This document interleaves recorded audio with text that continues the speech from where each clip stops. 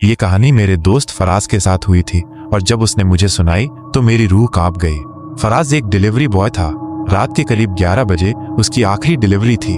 Location शहर के एक पुराने इलाके में थी जहां गलियां संकरी थीं और सन्नाटा पसरा रहता था। वो अपने स्कूटर से पते पर पहुंचा, एक टूटी फूटी पुरानी सी हवेली जैसी इमारत, लेकिन हवेली नहीं थी, बस एक जर्जर मकान था। दरवाजा आधा खुला हुआ था। उसने धीरे से आवाज लगाई, हेलो, आपकी डिलीवरी। कोई जवाब नहीं, लेकिन अचानक अंदर से एक औरत की बहुत धीमी आवाज आई, अंदर आ जाओ। फराज को अजीब लगा, पर उसने दरवाजा थोड़ा और खोला। अंदर अंधेरा था, बस एक कोने में धीमी सी लालटेन जल रही थी। वो झिझकते हुए अंदर घुसा और आवाज की दिशा में बढ़ा। तभी उसने देखा सामने जमीन पर बैठी एक औरत थी, घुटनों तक सफेद चादर ओढ़े, बाल बिखरे हुए और हाथ में मिट्टी का पुराना कटोरा। वो हल्के हल्के झूल रही थी, जैसे कोई मंत्र पढ़ रही हो। फराज ने कांपती आवाज में पूछा, मैम, आपकी डिलीवरी? वो औरत अचानक चुप हो गई। उसके झूलने की हरकत रुक गई। कमरे में सन्नाटा पसर गया और तभी उसने बहुत धीरे से अपना चेहरा उठाया। उसके चेहरे पर कोई नाक मुंह नहीं था, बस दो काली जगहें जहां आंखें होनी चाहिए थी। फराज के रोंगटे खड़े हो गए। उसने झट से पीछे मुड़कर भागने की कोशिश की, लेकिन दरवाजा अपने आप धड़ाम से बंद हो गया। अब वो अंदर था और अकेला नहीं था।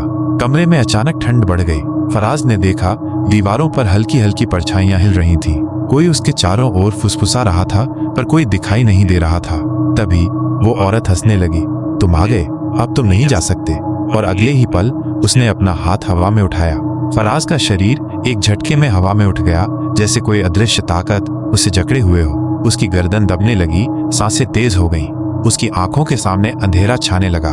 तभी अचानक दरवाजे के बाहर से किसी ने जोर से आवाज लगाई, फराज, भाग।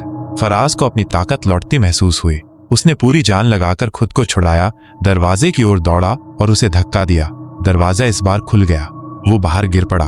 उसने देखा बाहर कोई नहीं था, न वो आदमी जिसने उसे आवाज दी थी, नहीं कोई और। लेकिन एक अजीब बात हुई, उसके हाथ में अब भी वो डिलीवरी बैग था, लेकिन वो पैकेट जो उसने डिलीवर करना था अब गायब था।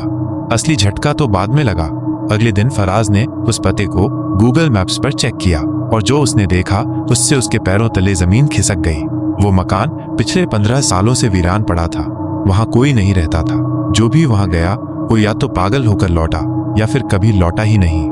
और हाँ, उस रात के बाद से फराज अब भी कभी कभी सोते हुए अचानक घुटन महसूस करता है। उसे लगता है कि कोई उसका गला दबा रहा है, क्योंकि जिन्न ने उसे अभी तक छोड़ा नहीं है।